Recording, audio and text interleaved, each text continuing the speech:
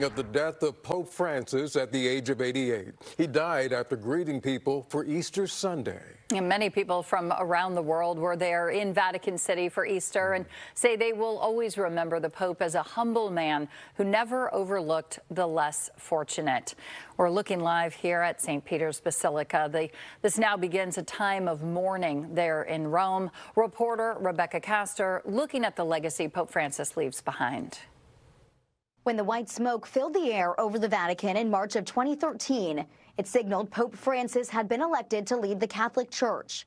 And almost from that moment, he signaled changes were coming. The first pontiff from Latin America, the first Jesuit, the first to call himself Francis, would be just a few of the new beginnings. Born Jorge Bergoglio in Buenos Aires on December 17, 1936, to Italian immigrant parents. He graduated with a degree in philosophy from the College of San Jose and San Miguel and was ordained a priest in 1969. In 1992, Pope John Paul II appointed him a bishop. 6 years later, he became Archbishop of Buenos Aires, a culturally diverse and economically challenged community. 3 years later, he was elevated to cardinal, where he was known for taking public transportation instead of a private car. When Pope John Paul II died in 2005, he was among the cardinals who elected Joseph Ratzinger, who became Benedict XVI. 8 years later, Benedict became the first pope in nearly 600 years to resign, sending shockwaves throughout the world. For Benedict's successor, the cardinals chose the 76-year-old Bergoglio. It was a surprise to most, but not his fellow cardinals. He turned down the palatial papal quarters in favor of a more modest residence at the Vatican. He also began speaking frankly about modern issues, famously saying, "Who am I to judge?" when asked about the sexual orientation of priests. Passionate about the environment, his signature encyclical Laudato Si outlined how global warming hurts the less fortunate around the world. Francis also defended Islam while condemning the terror group ISIS. In the wake of deadly terror attacks on Christians in Egypt, Francis traveled to Cairo, extending the hand of fellowship to Muslims. Francis worked to make the Catholic Church more welcoming and inclusive. He said he welcomed criticism of his papacy because it meant there was freedom to speak.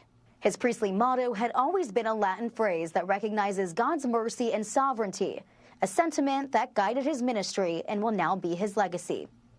In Washington, Rebecca Castor, Fox News. Thank you, Rebecca. Time now 5:04. Well, all of the Catholic world is mourning because of the news that Pope Francis has died.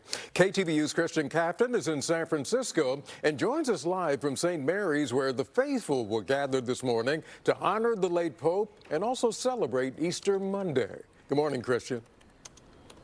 Yeah, good morning. We are expecting that celebration to begin a little bit later on this morning, but as you said, shock now really rolling through the entire Catholic world as they wake up to this new reality, learning that Pope Francis has died at the age of 88. Now, a cardinal announced the death of the Pope early today at Vatican City, saying, quote, "At 7:35 this morning, the Bishop of Rome, Francis, returned to the home of the Father. His entire life was dedicated to the service of the Church, of the Lord and his church."